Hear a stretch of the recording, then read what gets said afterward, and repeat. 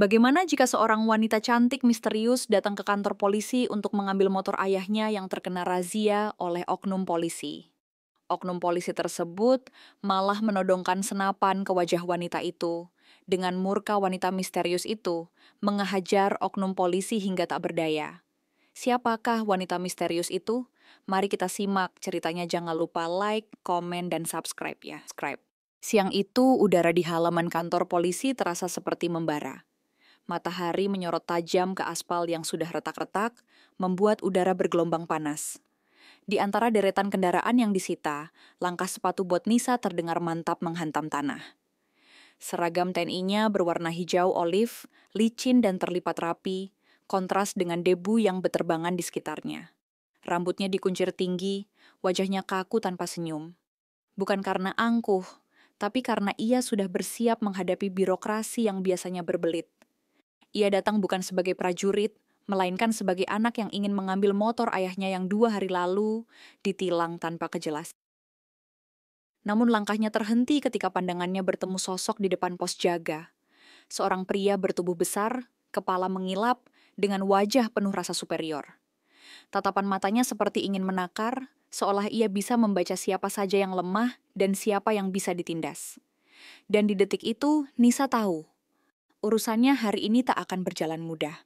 "Perlu apa, Nona?" Suara berat itu keluar tanpa ekspresi, tanpa respek. Fahri, begitu nama di plakat bajunya, memandang Nisa seolah sedang menatap anak sekolah yang tersesat. Nada bicaranya malas, tapi juga penuh sinis. Nisa menegakkan tubuhnya, mencoba menjaga wibawa meski matanya menatap langsung dengan tajam. "Saya mau ambil motor milik ayah saya. Ditilang 2 hari lalu di Jalan Gajah Mada." Suaranya tenang, tapi ada tekanan di setiap katanya. Seperti pelatihan disiplin yang sudah tertanam bertahun-tahun. Fahri tidak langsung menjawab. Ia hanya mengangkat satu alis, menatap Nisa dari ujung kaki hingga kepala dengan tatapan yang membuat siapapun merasa diremehkan. Sekilas, bibirnya bergerak membentuk senyum miring. Bukan ramah, tapi mengejek. Kantor itu hening beberapa detik, hanya terdengar kipas angin tua yang berdecit di langit-langit. Nisa bisa merasakan bahwa setiap detik yang lewat, kesabarannya diuji oleh sikap orang yang bahkan belum mengenalnya. Fahri akhirnya menyeringai kecil, lalu bersuara dengan nada setengah menuduh. "Oh, jadi kamu anak yang ngotot itu ya? Motor yang suratnya katanya belum lengkap?" Nada ngotot itu diucapkan seperti hinaan, membuat beberapa polisi lain di ruangan itu melirik sekilas. Nisa menarik napas panjang, menahan gejolak dalam dadanya. "Suratnya sudah saya bawa semua, saya cuma mau ambil motor itu, Pak," katanya datar. Tapi Fahri tidak berhenti di situ. Matanya menyipit, suaranya semakin rendah namun penuh provokasi. "Bawa semua? Cewek sekarang pinter ngomong ya, apalagi kalau cantik." Kalimat itu menusuk telinga Nisa. Ia menggenggam berkasnya lebih kuat, mencoba untuk tidak terpancing. Di dalam dadanya ada disiplin yang menahan setiap dorongan emosional. Tapi di wajahnya mulai muncul sorot dingin khas seorang prajurit yang siap bertindak bila garis kesabaran dilanggar. Suasana ruangan berubah. Ketegangan halus terasa di udara, seperti sebelum petir menyambar. Alih-alih memeriksa berkas yang Nisa sodorkan, Fahri justru menyandarkan tubuhnya di meja, memutar pistol kecil yang tergantung di pinggangnya. Senyum sombong itu tak pernah lepas dari wajahnya. "Gak usah sok tegas gitu deh, Mbak. Ini kantor polisi, bukan tempat gaya-gayaan." Suaranya keras, sengaja dibuat agar semua orang mendengar. Beberapa polisi lain hanya pura-pura sibuk, tak ada yang berani menegur. Nisa tetap berdiri tegak. Rahangnya mengeras, menatap lurus tanpa bergeming. "Saya datang dengan sopan dan sesuai prosedur. Kalau Bapak..." Tapi kalimatnya terpotong oleh tawa kasar Fahri. "Sopan? Kau pikir datang dengan suara keras dan wajah kaku itu sopan?" Ia melangkah mendekat. Jarak mereka kini tinggal 1/2 meter. Nafasnya berbau kopi dan rokok, matanya liar. Nisa bisa merasakan amarahnya mulai memanas, tapi ia masih berusaha tenang. Di kepalanya hanya ada satu kalimat. "Jangan terpancing, Nisa." Namun kata-kata kasar Fahri berikutnya menghapus semua batas itu. Nisa menatap Fahri tanpa gentar, sorot matanya kini menusuk. "Saya datang dengan sopan. Tolong layani juga dengan sopan. Kalau motor ayah saya memang ditahan karena pelanggaran. Saya ikuti prosedur, katanya pelan namun mantap. Tapi Fahri hanya tertawa. Tawa yang keras, sombong, dan memancing semua perhatian di ruangan itu. Wah, berani juga ngomong begitu ke polisi, katanya. Seolah menantang, suaranya menggema dan entah kenapa semua orang yang mendengar seakan ikut menahan napas. Nisa tak mundur satu langkah pun. Ia tahu, detik ini bukan lagi soal motor, tapi soal harga diri. Matanya menatap langsung ke arah Fahri, tanpa sedikit pun rasa takut. Di wajahnya terpancar sesuatu yang membuat suasana kantor itu berubah. Bukan amarah, tapi ketegasan seorang prajurit yang siap melawan jika dipaksa. Fahri, entah sadar atau tidak, baru saja membangunkan sisi berbahaya dari Nisa.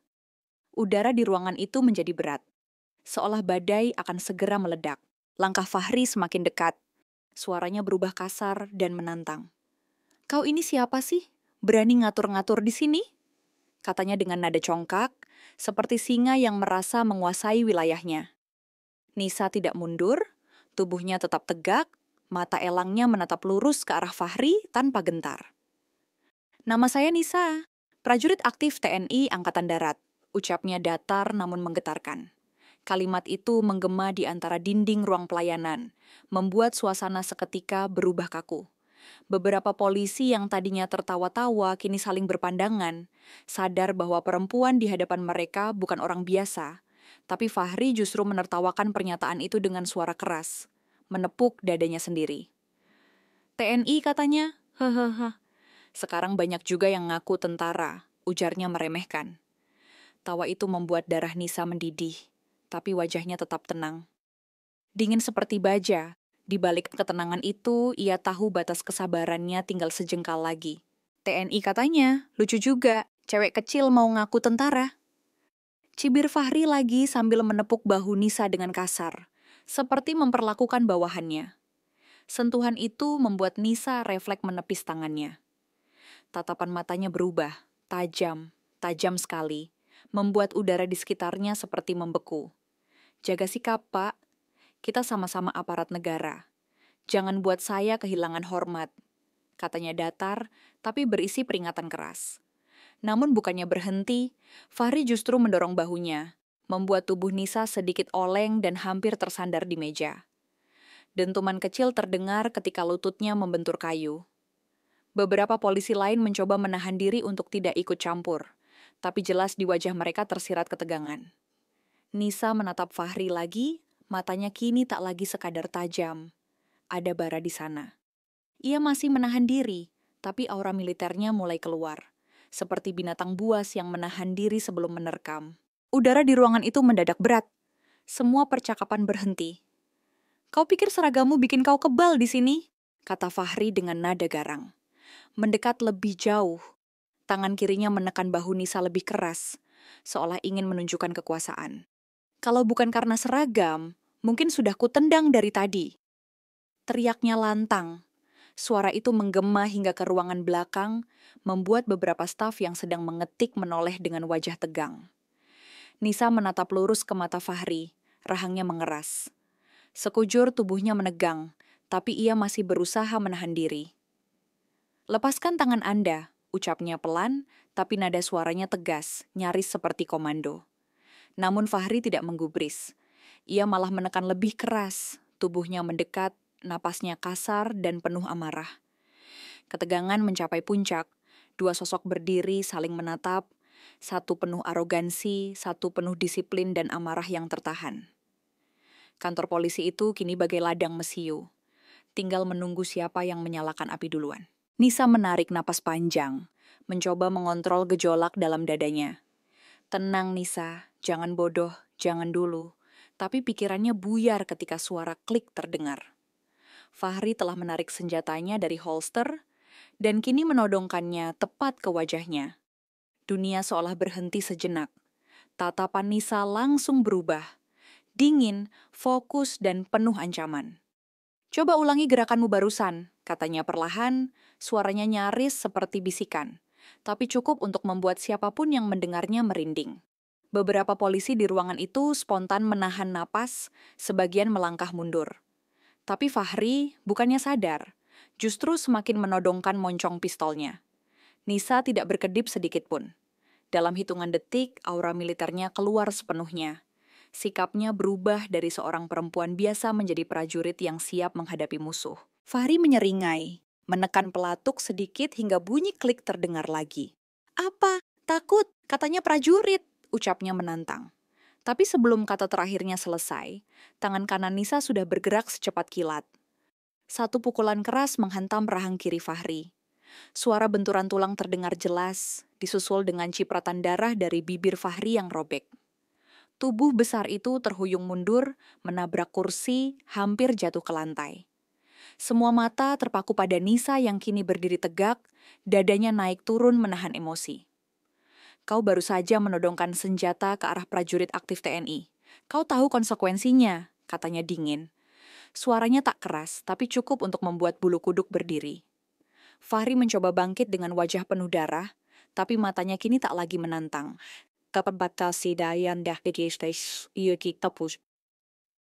Ada ketakutan di sana. Ruangan itu berubah hening, hanya terdengar suara napas berat dan detak jam dinding yang seakan menandai awal dari badai yang lebih besar. Kursi bergeser keras. Tumpukan berkas jatuh berantakan, dan dalam sekejap seluruh ruangan berubah hening. Para polisi yang sejak tadi hanya menonton kini berdiri, tapi tak satu pun berani melangkah mendekat. Mereka tahu situasinya sudah melewati batas. Nisa berdiri tegap di tengah ruangan. Tubuhnya tak bergeming, tangan kanannya masih mengepal erat, urat di pergelangan tangannya tampak menegang. Di wajahnya tidak ada lagi emosi selain ketenangan yang mengintimidasi. "Kau menodongkan senjata ke prajurit negara. Kau baru saja melanggar garis batas, Fahri," ucapnya datar, namun nadanya memotong udara seperti bilah pisau. Kalimat itu bergema, menembus kesunyian, membuat beberapa polisi menunduk tanpa sadar. Fahri yang masih memegangi rahangnya, hanya bisa menatap dengan pandangan kabur antara marah dan takut. Nisa tidak lagi sekadar seorang perempuan yang marah. Ia kini berdiri sebagai simbol kehormatan yang baru saja diinjak, dan semua orang di ruangan itu merasakan tekanan luar biasa darinya. Fahri, dengan sisa keberanian yang tersisa, berusaha meraih pistolnya yang terjatuh di lantai. Gerakannya cepat, tapi refleks seorang prajurit jauh lebih cepat. Dalam sepersekian detik, Nisa melangkah maju dan melayangkan tendangan keras ke pergelangan tangannya. Krak! Bunyi tulang beradu terdengar tajam, disusul teriakan pendek dari Fahri yang kesakitan. Pistol itu terlempar jauh, berputar di udara sebelum jatuh menghantam lantai.